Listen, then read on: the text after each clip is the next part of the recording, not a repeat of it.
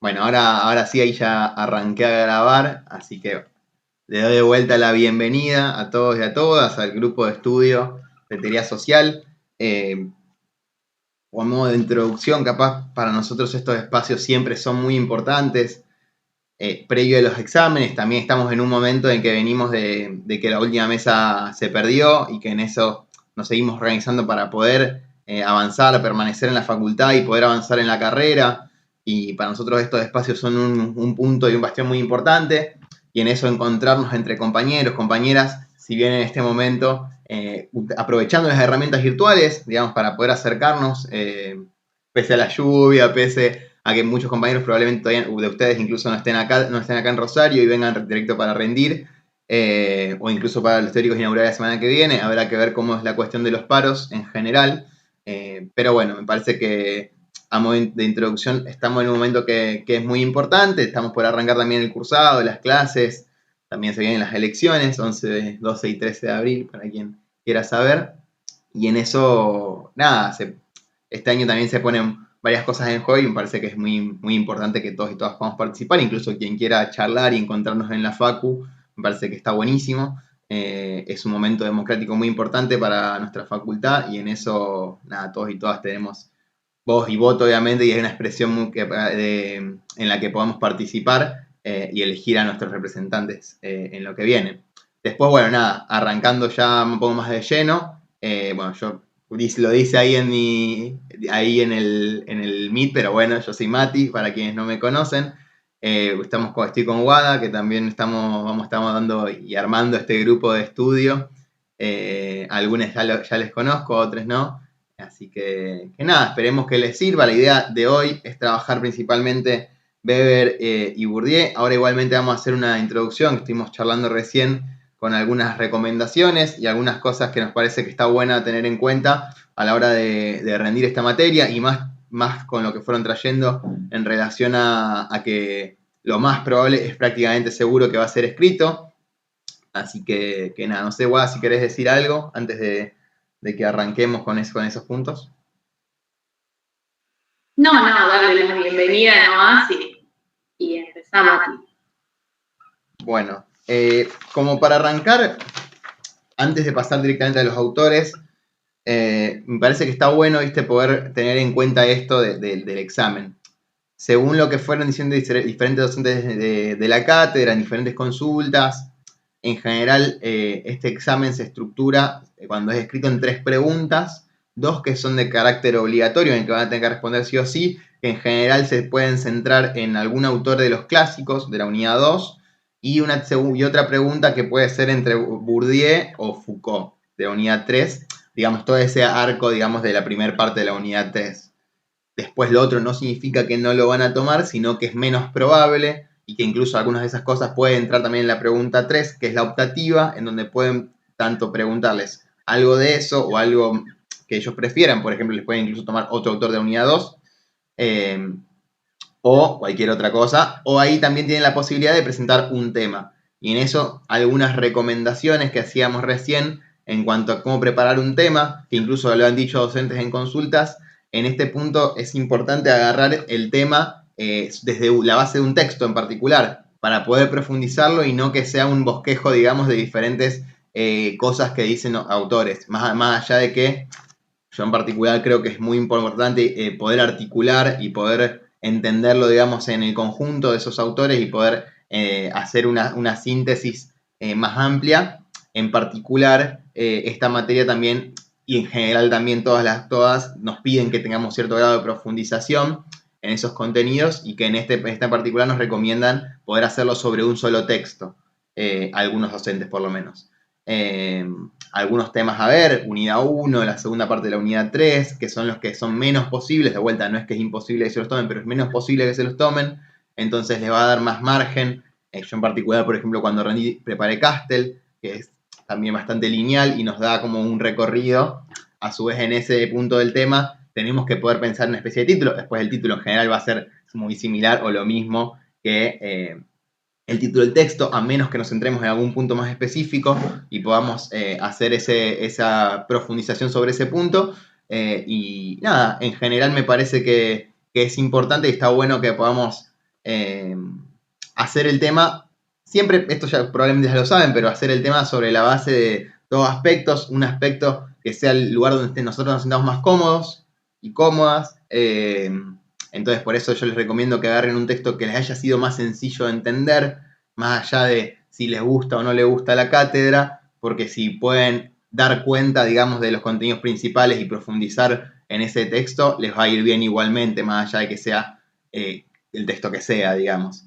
En otros aspectos, en otros momentos, también les diría que puedan ver cuáles son los puntos centrales de la cátedra, pero bueno, en ese también me parece que está bueno poder agarrar el programa. En esta cátedra en particular, y en general también, digamos, pero como estamos en teoría social, les recomiendo estudiar siempre, pero ahora con el programa en la mano. Además te ordena mucho el programa de teoría social y está bueno que puedan hacer ese laburo, incluso lean la fundamentación, es muy concreta, incluso en los objetivos y en los puntos principales. Si hay compañeros que rinden libre incluso, lo primero que, o sea, el escrito va a constar de que puedan dar cuenta de un punto del programa. Así que el doble les recomiendo a los compañeros y compañeras que rinden libre que puedan tener el programa a mano y que puedan estudiar con el programa en mano para poder dar cuenta y puntualizar en cada uno de los puntos.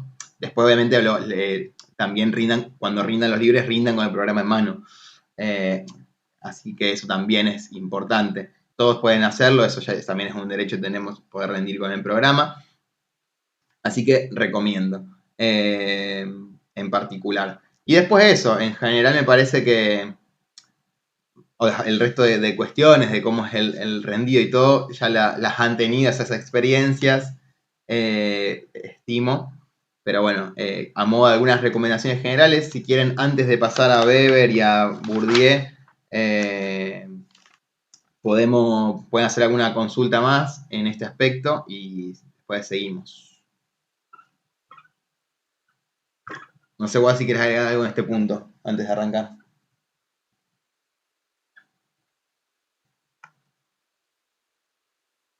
No, creo que ya dijiste todo lo importante.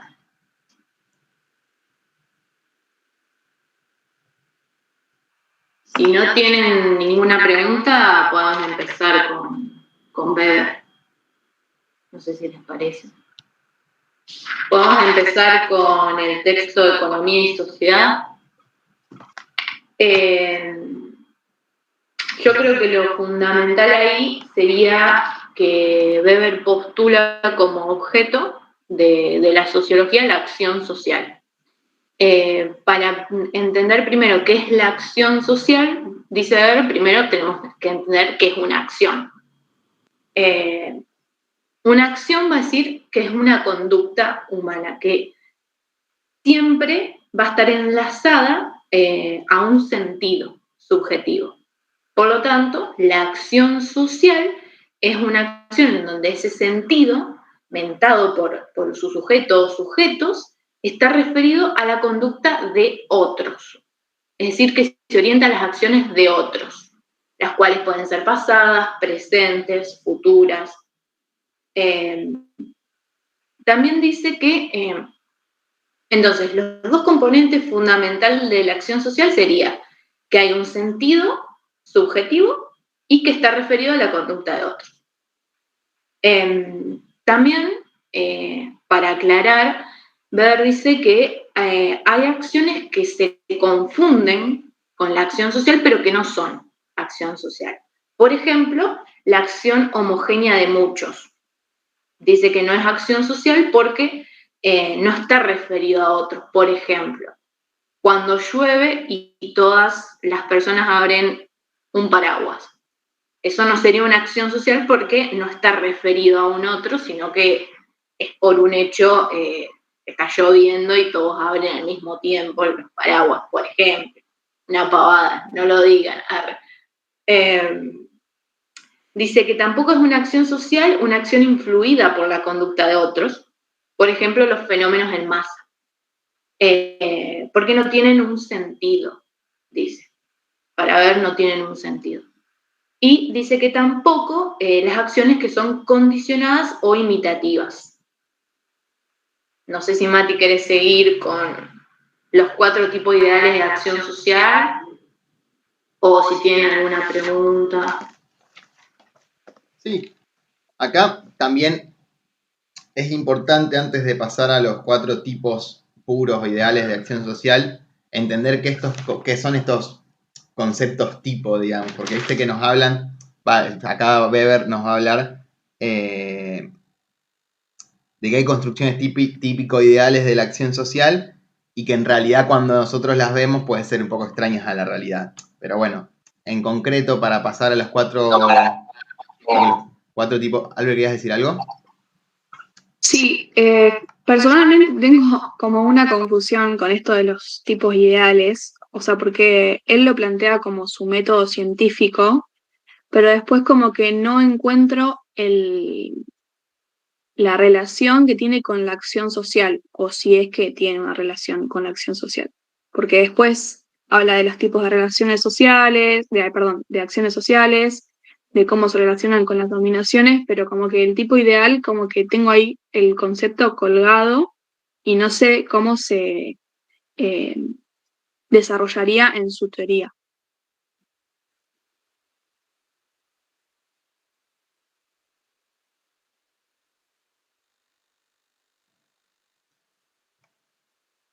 Bien. Vamos a hacer un ejercicio, vamos a hacerlo al revés.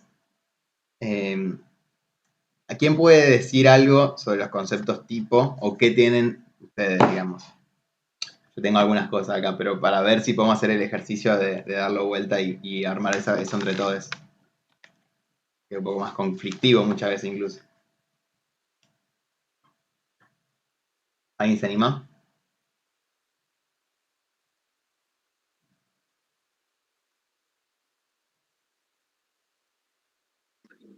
O sea, yo la definición la voy a leer claramente. Es que un tipo ideal es una descripción fenomenológica de la realidad que tiene un acento sobre una característica fundamental que lo va a ayudar a describir un fenómeno social. O sea, tengo esa definición. Y por lo que entiendo es como justamente lo que va a formular más abajo de los tipos de acciones sociales, pero no sabía si estaba bien pensado de esa forma. Sí, como para bajarlo un poco, lo que podría decirse es que es como un concepto puro, un concepto ideal, como dice, como que no hay en la realidad, no se encuentran en la realidad lo que él describe, sino que él lo hace para ver que esos hechos de la realidad se acercan, cuando se acercan no se alejan a esos tipos ideales que él crea, digamos, por así decirlo. En esto, como dice Guada, digamos, son construcciones después, eso justamente. Son construcciones que se hacen básicamente eso, buscando algo puro, un punto ideal de la acción social. Por ejemplo, vamos a ejemplo concreto. En los 4 tipos, digamos, de acción social que nos plantea, digamos, no existe ninguna que sea específicamente y únicamente racional con arreglo a fines, por ejemplo, que es la que busca lograr fines propios o tiene una expectativa, digamos, de un comportamiento o de una respuesta determinada a partir de lo que nosotros hacemos. No existe que sea solamente eso, al menos no en lo concreto, digamos, sino que siempre hay otras cosas que te van moviendo y que esas acciones sociales, digamos, nunca son puras o únicas, son tipos ideales, incluso que él los plantea, 4 tipos puros de acción social. Después siempre se van mechando entre sí, pero son formas que él tiene para poder entender esa realidad o esa acción social en realidad de una manera más pura o más cercana incluso, les diría. Por eso, cuando lo traemos a tierra, cuando hablamos de conceptos típico-ideales, hablamos justamente de estas construcciones que hacemos para entender esa realidad. No sé si se entiende un poquito mejor. Sí, o sea, mediante vas hablando, imaginándome la situación. Más que nada, como para poner ejemplos, que es con lo que más por ahí se puede llegar a entender. Claro, porque incluso hagamos ese ejercicio. Nosotros, cuando haríamos una acción social que sea racional con arreglo a fines, buscar un fin propio. Pero ahí siempre entra en juego otras cuestiones, digamos. Buscar un fin determinado, pero también por qué buscas ese fin, digamos, siempre se entra algo del valor y de cómo valoras diferentes situaciones, hasta puede entrar algunas cuestiones afectivas. Entonces, en general, nunca podemos pensarlo en lo concreto y en la práctica a esos tipos puros.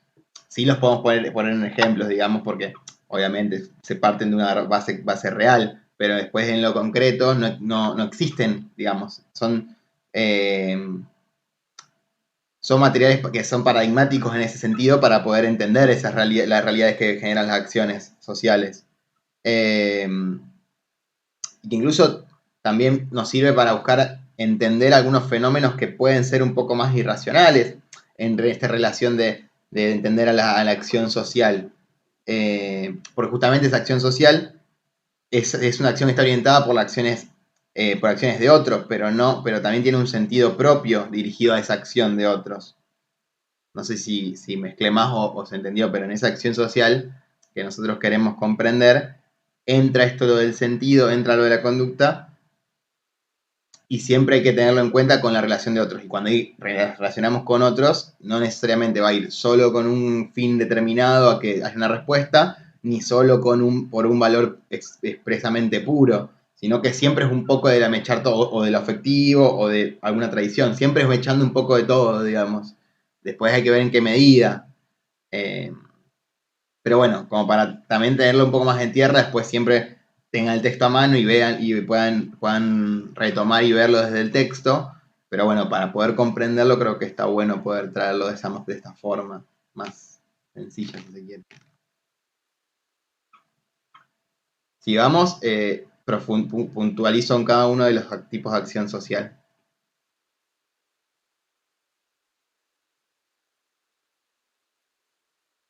Bueno. Los 4 tipos puros justamente de acción social son la racional con arreglo a fines, que ya la nombramos, que en realidad busca lograr fines propios, o sea, hay una expectativa en un comportamiento que sería en este medio, digamos, buscamos un fin particular. Después, por otro lado, tenemos el racional con arreglo a valores, que acá está la creencia de un valor propio, digamos, y absoluto, más allá del resultado, digamos, creer, digamos, o tener algo que nos acompaña a partir de lo valorativo. Incluso, no sé, no me acuerdo si esto lo nombra, si está del todo bien, pero por ejemplo, a partir del valor puede ser la religión, pueden ser otras cuestiones en relación a por qué hacemos esas cosas. No es que lo haces por recibir algo a cambio, sino que lo haces porque crees en eso, básicamente, como para tener algo más específico. Después la afectiva, sí, que acá entra... Y algo para agregar justo antes, que las dos son racionales porque se hace un cálculo para eso, por eso son racionales, porque se piensa qué acciones realizar para alcanzar ese fin o ese valor. Seguí, Mati, si quieres. No, ese es un punto muy importante que no nombré, digamos. Porque después están los otros 2 puntos que no son racionales, que es lo afectivo, que está determinado, digamos, esa acción social por el afecto y los estados sentimentales. Obviamente ya dijimos que la acción social siempre es acción orientada a acciones de otros, entonces, por eso justamente, y que esto ya no es racional justamente por eso de que no tenemos el cálculo de la medida, sino que es otra de las cuestiones que nos termina moviendo, o de la forma en realidad que nos termina moviendo. Y después lo tradicional, que esto se determinamos por una costumbre que está arraigada, incluso el nombre en un momento que está en la frontera entre ser acción social y no, pero bueno, en este caso lo podemos, porque justamente, incluso si lo pensamos, puede entrar hasta con la cuestión de cómo te mueve la masa, pero bueno, sería distinto en realidad. No es, porque no es acondicionamiento por la masa ni por imitación, en este caso es por parte de la cultura, por eso podemos terminar entendiéndolo como una acción social y no como otra cosa, digamos. ¿Se entienden los 4 tipos?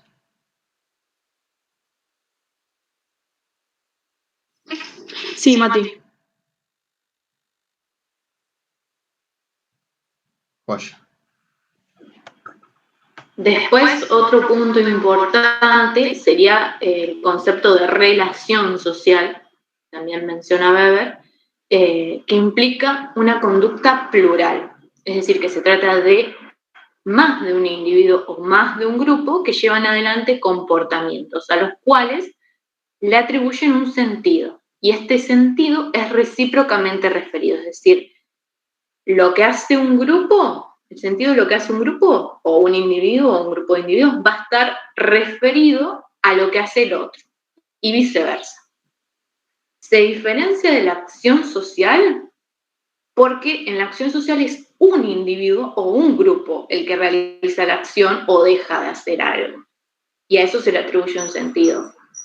En cambio, una conducta plural, en la relación social es una conducta plural. Esa sería la diferencia entre acción social y relación social. Sería, Wada, Sí. sería, o sea, un conjunto de grupos sociales, una cosa así. Claro, los que realizan la acción es un conjunto, siempre. No es un Bien. solo grupo o una sola persona, sino varias personas o varios grupos.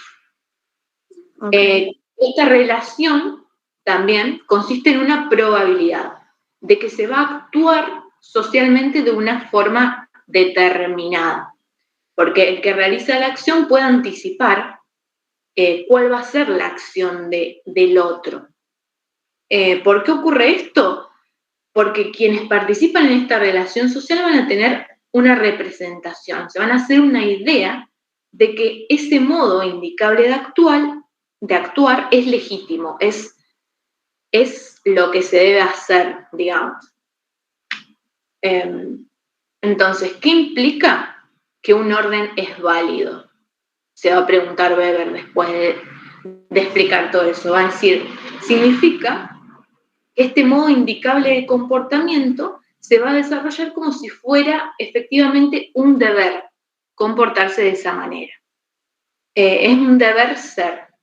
Y ese orden puede tomar diversos formatos. Puede tener el formato de una convención, en el sentido de que hay un acuerdo. Yo me pongo de acuerdo con diferentes grupos, con diferentes personas para realizar algo. Es válido porque quien no cumple ese acuerdo va a tener una sanción. Por ejemplo, podría ser pensarlo en el sentido de un edificio. Toda la gente que vive acuerda no dejar basura tirada. Entonces, quien no deja basura tirada va a tener una sanción porque va a ser reprobado y va a ser retado, por así decirlo, pero no hay una ley, digamos, que diga eso.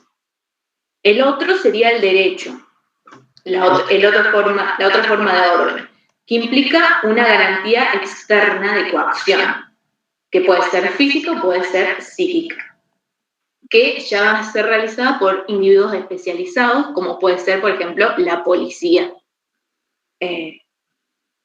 Y ahí está la diferencia.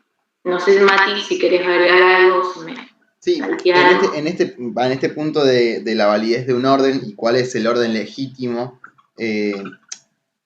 capaz que te entendí mal, pero en esto de la convención, no es tanto la sanción, sino que la conducta que es discordante en lo general, digamos, y en esto que convenimos, es reprobado, digamos, en general, por la masa social, si se quiere. Porque toca una fibra sensible de alguna manera. Entonces, porque lo de la sanción particular y la coacción de un actor externo viene en esto, o la coacción en realidad, por un cuadro de individuos, creo que nombra él, que están instituidos, o incluso que son como estas instituciones que se les da el poder para poder castigar a la transgresión de diferentes derechos, digamos, o diferentes cuestiones. Por eso, para traerlo un poquito más acá, cuando hablamos de convención, hablamos de una cuestión social o un punto en el que todos nosotros nos ponemos de acuerdo en que determinadas normas son las correctas, más allá de que no haya un pacto o algo escrito que lo determine, y que cuando algo de eso se rompe, en general lo vamos a reprobar y por eso no se va a tender a romper. En cambio, en el derecho se garantiza una probabilidad de coacción, o sea, esto de que se va se va a ejercer determinado poder de un actor determinado, que en este caso puede ser, no sé, el Estado que determina y que tiene diferentes herramientas institucionales para poder sancionar conductas que están por fuera de la ley. Ese es un ejemplo específico. Entonces, en cómo es la validez de un orden, entender que el orden es esa forma de organizarnos y de la organización en general, va a depender, digamos, en estos puntos. Y me parece que está bien, pero para traerlo un poquito más acá, me parece que está bueno poder tenerlo en esos ejemplos.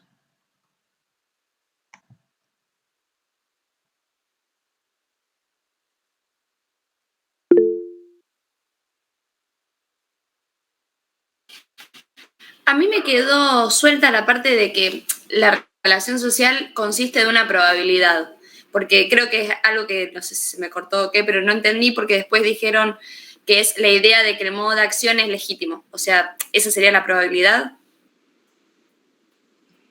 Es la probabilidad de que se va a actuar de una forma indicable.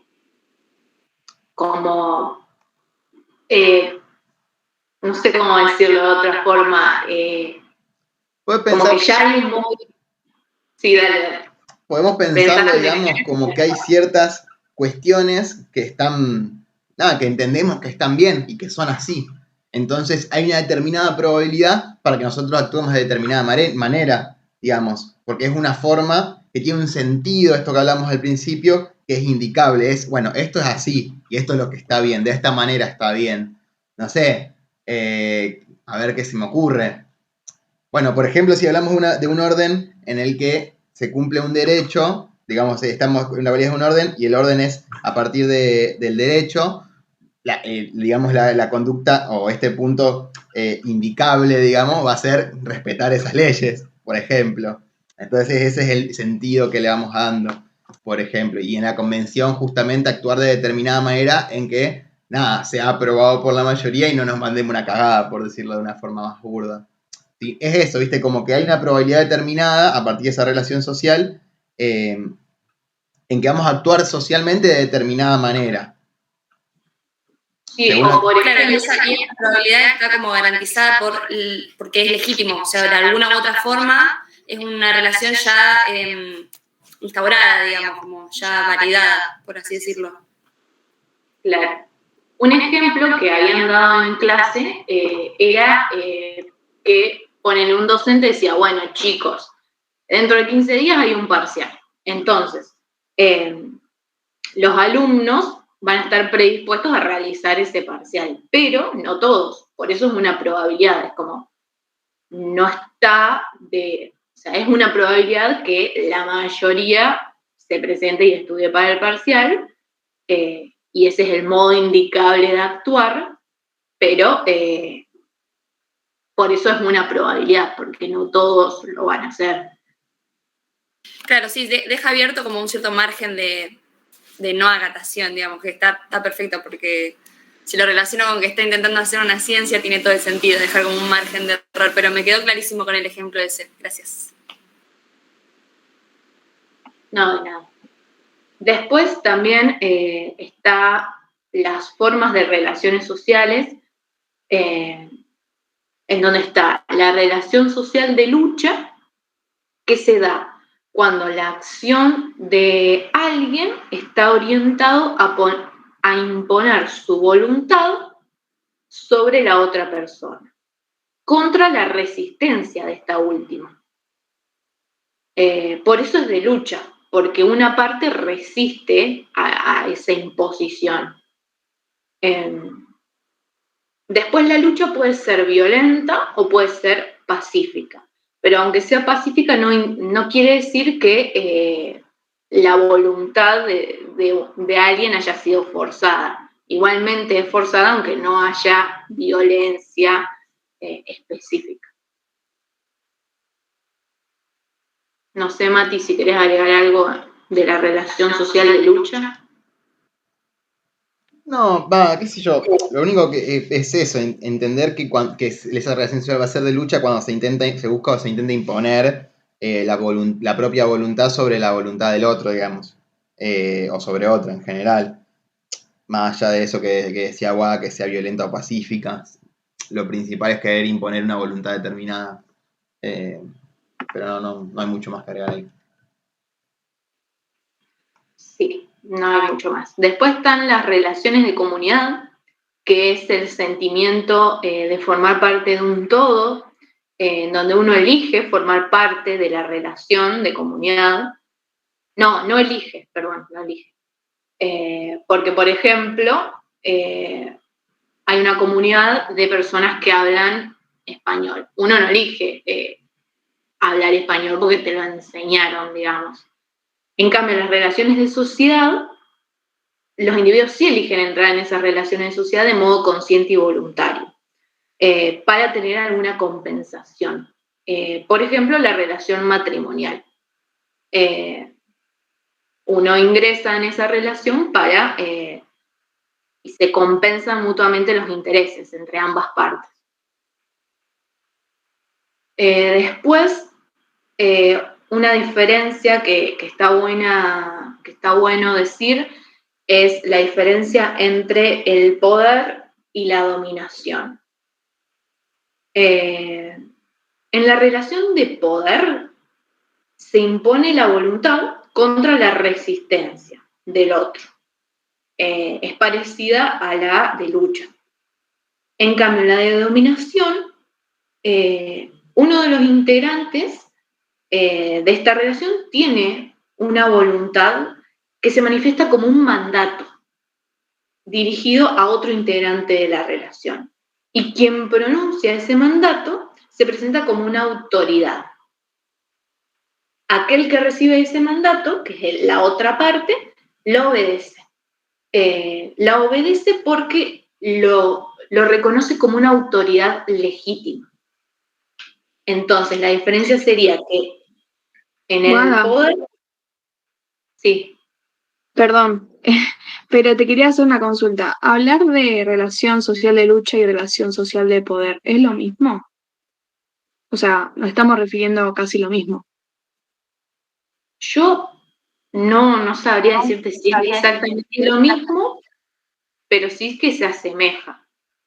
Porque hoy, reviendo el video de Marisa Germain, como que hablaba de las dos, pero en la definición ponía básicamente lo mismo. O sea, esto de imponer la propia voluntad ante la resistencia del otro. O sea, podemos hablar de las dos al mismo tiempo.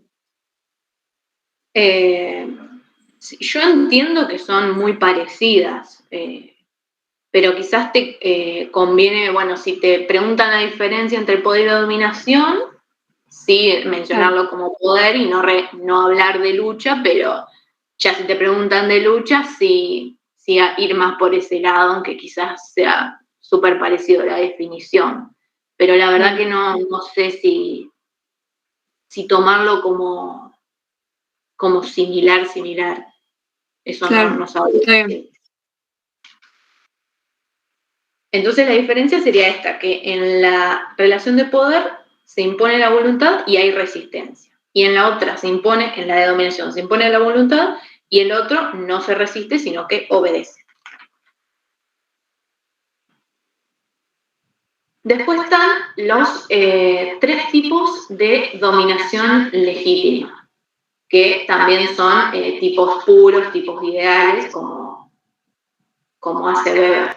Está la dominación tradicional, en la que el que obedece lo hace porque cree en el fundamento de esa autoridad.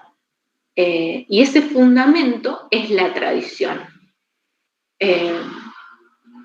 La tradición implica la santidad de ciertas ordenaciones que se volvieron tradiciones porque han estado allí mucho tiempo y se tornaron habituales. Entonces se obedece por eso. Luego está la dominación carismática, que es cuando el que obedece lo hace por una entrega. Tiene que ver con la fe, con la creencia, y nos entregamos a ese mandato porque creemos en la cualidad extraordinaria de esa persona, de esa personalidad de la autoridad. Por lo tanto, el mandato es solo para aquel que cree en esa persona que realiza el mandato. Y luego está la dominación racional legal, que en donde aquel que obedece lo hace porque cree en lo que está estatuido, en el orden legal, en el orden jurídico, y no lo hace a una persona, sino a las ordenaciones mismas. En cambio, en las otras dos, si se ponen en la carismática, sí se obedece a una persona en sí. En cambio, en la racional legal ya se obedece a todo lo estatuido. Y tanto el dominado como la autoridad obedecen a lo estatuido. No sé, Mati, si querés agregar algo.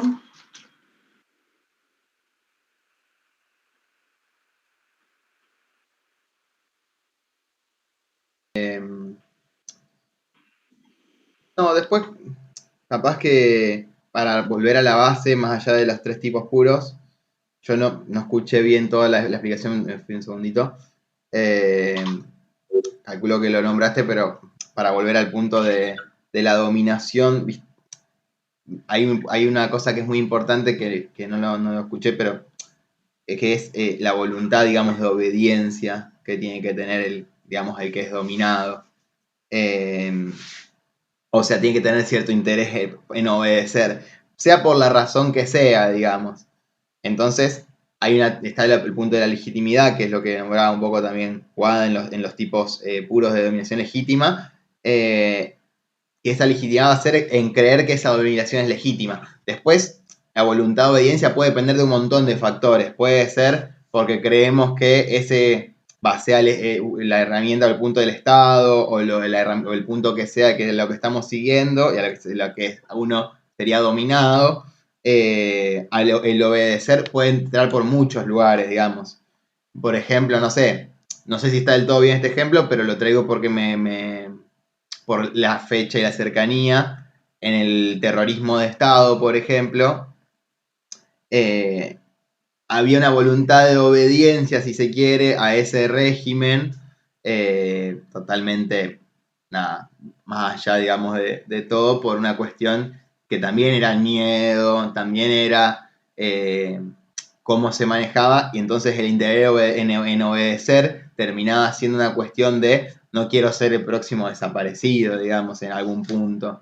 Entonces, como que entender que esa voluntad de obediencia y ese interés de obedecer no siempre es porque realmente creemos que esté bien o que lo que seguimos es lo correcto o lo que debería ser, si se quiere. O no necesariamente creemos todos que el Estado y cómo eso se articula, obedecemos a eso porque sí, sino que hay ciertas cuestiones que nos amparan y nos atraviesan, que nos limitan y nos hacen tener interés en obedecer porque entendemos que es un ente legítimo, por A o por B, digamos, pero para eso, después de paso, reivindicar a los 30.000 compañeros desaparecidos.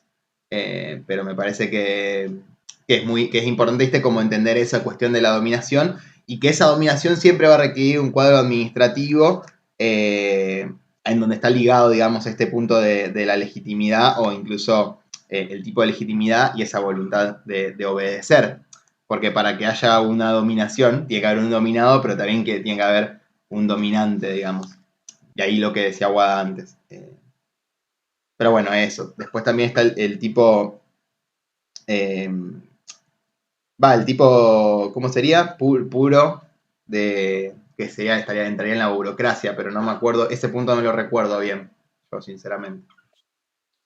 Yo tenía entendido como que el cuadro administrativo que se requiere en toda dominación, en el caso de la dominación racional legal, sería la burocracia. Por ejemplo, la policía. Claro, yo había entendido como que en la dominación racional legal utilizan la burocracia como herramienta para construir un orden jerárquico que trascienda esto de las personas, como que esté avalado por las instituciones y que se mantenga en el tiempo. Entonces, cuando cambia un estado o algo así, no cambie todo así como si cambiase el líder de una organización, una cosa así. Claro, exactamente. O, por ejemplo, también podría ser la administración de la facultad. que también es la burocracia que te impone que te dominan porque te imponen ciertas reglas que vos tenés que respetar, por ejemplo, para cursar, para rendir exámenes, etc. Después en eso hay un punto que, por eso les recomiendo volver al texto, porque yo no recuerdo bien, entendiendo la burocracia no de la forma, digamos, que la tenemos presente en general siempre, o como entendemos las cuestiones burocráticas, sino que es esta jerarquía administrativa, pero un paso más allá en este tipo ideal, digamos. Entonces por eso yo no recuerdo bien cómo es, por eso no me quiero meter tanto en ese punto.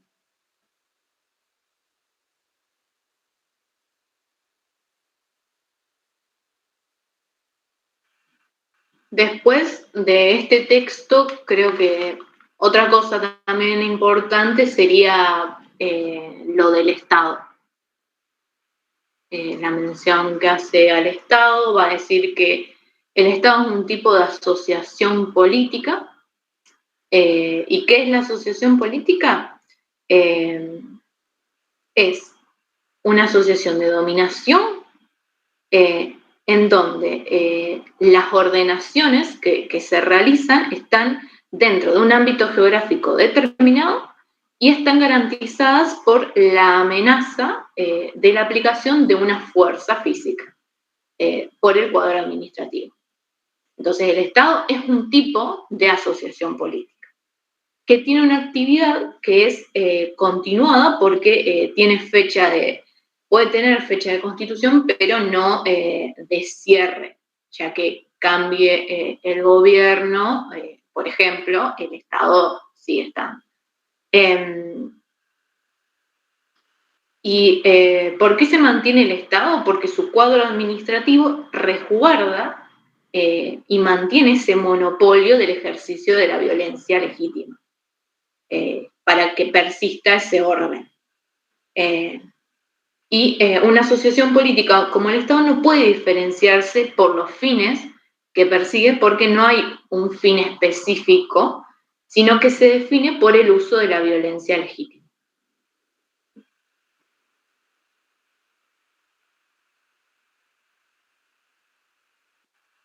Eso sería más o menos a grandes rasgos lo de este texto de Economía y Sociedad.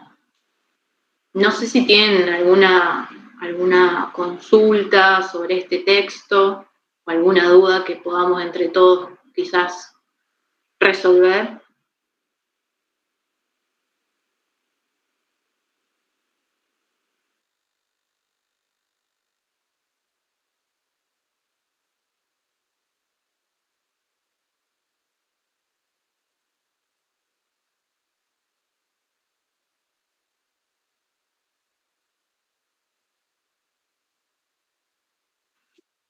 Si no, podemos dar la ética protestante y el espíritu del capitalismo, y en el otro grupo de estudio que vamos a hacer, que es también antes de las mesas, podemos quizás dar el otro autor.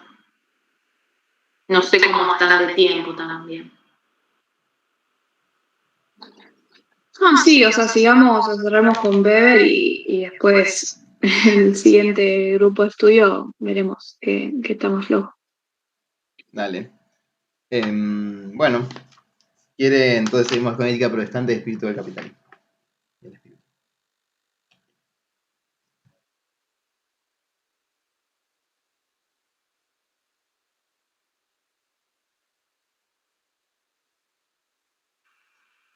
Ahí Weber empieza diciendo todas las cosas que hay en Occidente y como que no hay en otro lado, y bueno, entre ellas menciona el capitalismo, es decir, que hay muchos capitalismos, hubo muchos capitalismos a lo largo de la historia, pero no como en Occidente. ¿Y por qué se diferencia el de Occidente? Porque hay una organización racional capitalista del trabajo libre. Básico. Entonces, el problema central de Weber es este surgimiento del capitalismo industrial burgués con su organización racional del trabajo libre.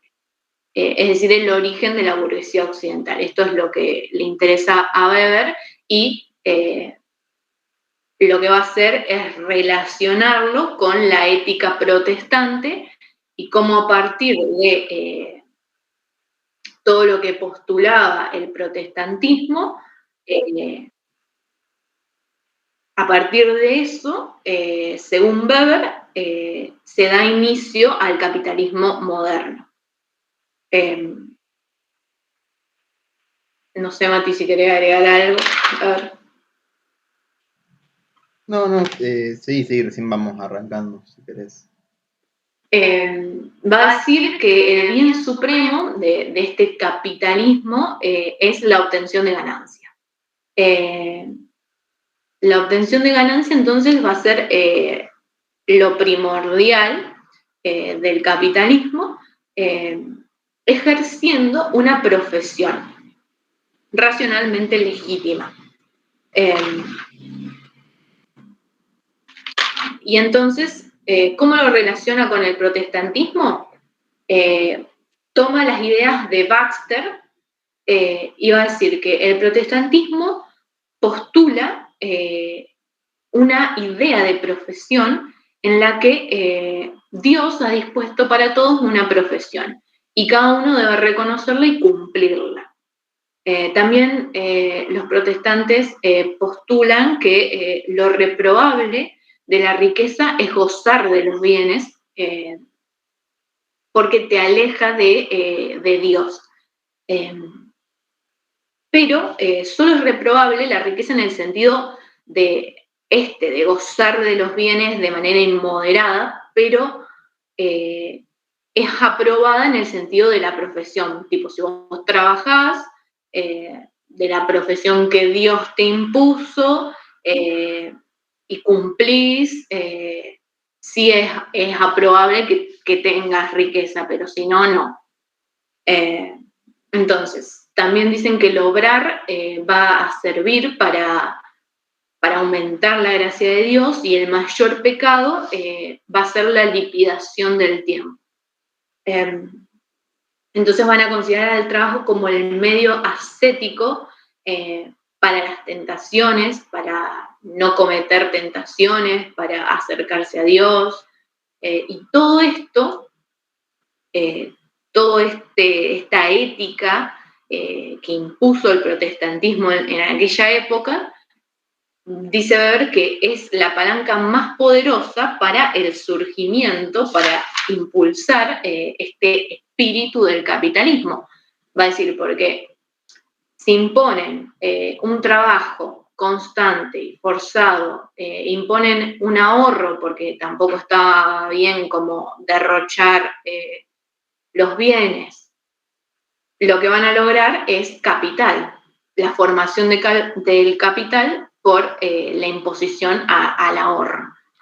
Entonces, va a decir, lo que aquella época religiosa le lega a este capitalismo occidental del siglo XVII va a ser una tranquilidad de conciencia para poder ganar dinero con tan solo la condición de que se adquiera bajo formas legales y bajo una profesión.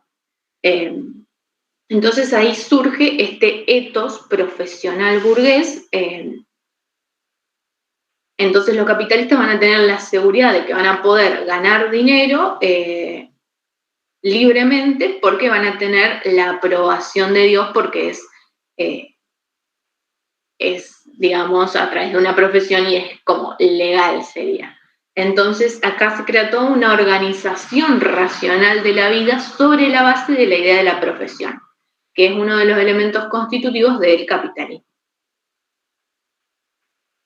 Sí, me parece que es muy importante, ¿viste? Para hacer este punto y entenderlo.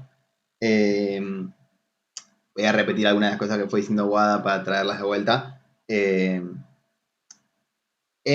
Por un lado, el espíritu del capitalismo y esa ganancia como el fin de la vida, incluso Weber nos plantea que el afán de ganancia, digamos, no es propio del capitalismo, sino que le preexiste, pero en poner esa ganancia como el fin de la vida humana, ahí estaría, si querés, el punto mayor y hacia dónde va, y esa meta autojustificada, etc. Sino que no es... y que en esto, digamos, hay un punto en cómo se encuentra en el trabajo específico y cómo Dios, y ahí entra lo del protestantismo, exige ese trabajo profesional, racional, bueno, este puritanismo, y ahí se encuentra el medio ascético más eficaz, y esa ascesis, si querés, como estar en contra de ese afán, digamos, de bienes materiales, esa riqueza que va a ser peligrosa, porque va a ser superior, podemos decir, la imposición de Dios, y que en este punto es moralmente condenable descansar en la propiedad, digamos, en esto de que decía incluso de que perder el tiempo es igual a pecar, básicamente. Sino que en este punto lo que necesita la moral va a ser trabajadores sobrios, y a partir de ahí nace este ethos profesional burgués, digamos, y que esa riqueza que viene del trabajo justamente la muestra Dios y está hasta exigida, digamos, esa riqueza, y que va a ser moralmente aceptada. Por ese punto de la moral es importante.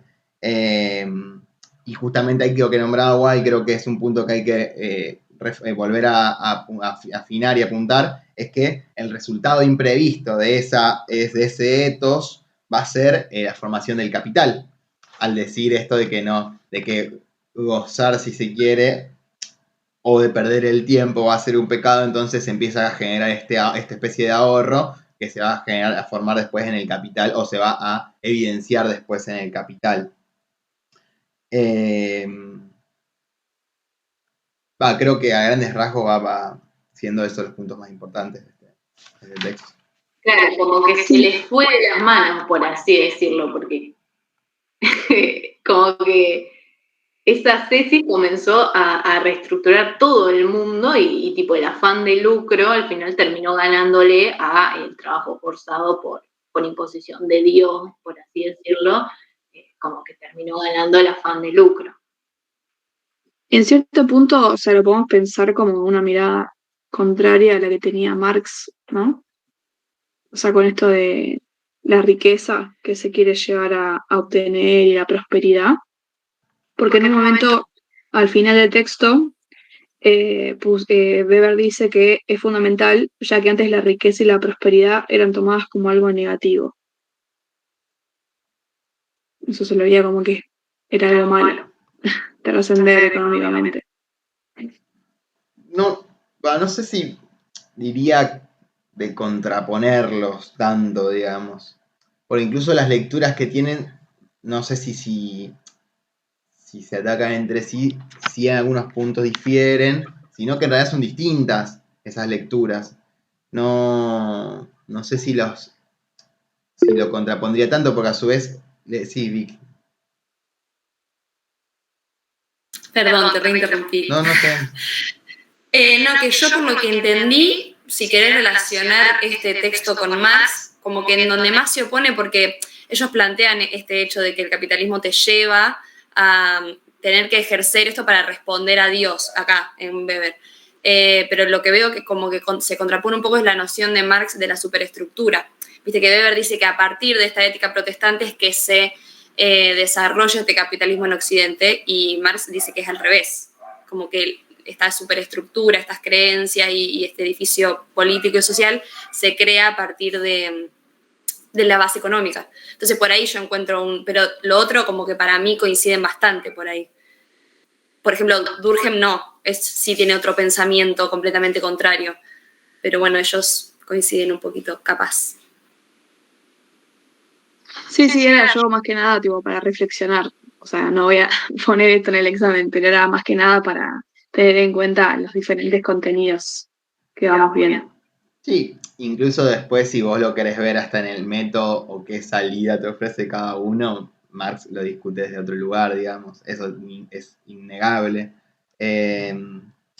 Y que después, si bien acá también, viste, nos habla del ciudadano y el burgués, o incluso habla de la organización racional del trabajo, esto del trabajo formalmente libre, como que hay varias cosas en las que hay ciertas similitudes. El problema es que después quién va hasta dónde, digamos, y cómo te lo discute uno o el otro, pensando incluso en este punto de Weber, en el trabajo encontrando un medio ascético para poder paliar o luchar contra una idea de la riqueza de ociosa y mala, digamos. En cambio, en Marx entendiendo, desde otros aspectos, cómo esa riqueza, o dónde está la riqueza y cómo es la cuestión de la lucha de clases, si querés. Como que son cosas diferentes y que en general la puedes englobar de diferente manera, y la base económica que te plantea Marx va a ser como un punto mucho más central en ese sentido, digamos, como decía Vicky, me parece muy bien. Pero bueno, sí, después está bueno a modo de reflexión, incluso yo creo que son temas muy interesantes en lo particular, me parece. Pero bueno, nada, después en general no vas a tener que hacer ese laburo de relacionar, al menos si es escrito. Después yo creo que va mucho más allá del aprendizaje que el examen, entonces me parece que está bueno lo que traías.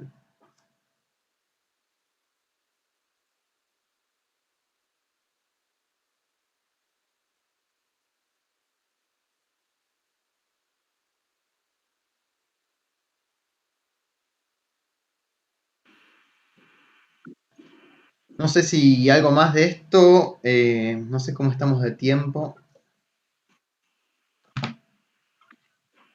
O si tienen alguna pregunta de otras cosas que podamos por ahí ver. Si le queda alguna duda en Weber. Lo que suelen tomar de Weber, o sea, suele ser esto, ¿no? Tipo, acción social, relación social, y bueno, este planteamiento del capitalismo con el protestantismo, ¿no?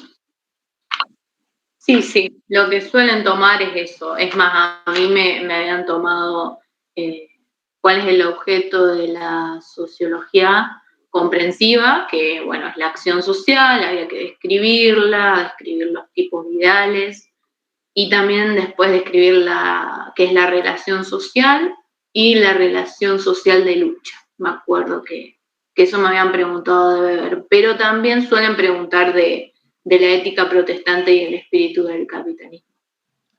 Como esa relación de cómo se va del protestantismo al capitalismo y eso. Después, no tampoco para descansar en eso, porque por ejemplo a mí cuando yo rendí me tomaron la dominación, los tipos puros de dominación y en particular el de carácter racional legal, digamos, en esta cuestión de la burocracia que hablábamos antes, del Estado y la burocracia. Entonces, también para no terminar de descansar en eso, porque si bien no es lo que más te preguntan, en particular me preguntaron sobre eso. Así que es un poquito de todo lo que fuimos charlando. Por eso también fuimos tocando los puntos principales hoy, más que nada.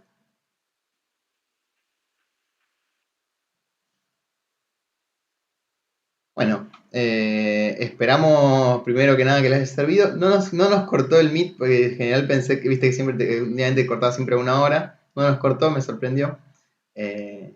Pero bueno, gracias a todos y a todas por participar. Y bueno, nos estaremos encontrando. Espero que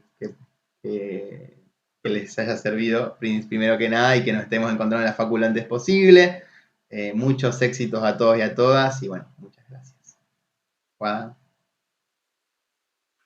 No, nada, eso, que éxitos y que vamos a estar haciendo otro grupo de teoría social el martes a las 2 de la tarde en la facu, seguramente. Así que nada. ¿Hay algún grupo de WhatsApp que tengan? Tenemos grupo de WhatsApp. hay. No sé si querés pasar tu número ahí por los mensajes o te paso el mío y te agrego. Sí, yo lo tengo agendado a Mati. Bueno, mandame y te agrego de última, Álvaro. Ahí les agrego. Dale. Escríbanme directamente a mí o a Wada, están nuestros números los dos en el flyer. Así que mándenme porque no me voy a acordar de todo eso por acá. Pero bueno. Sí, hay por materia, así que manden que los agregamos. Bueno, chicas, nos vemos. Éxito. Gracias. Nos vemos.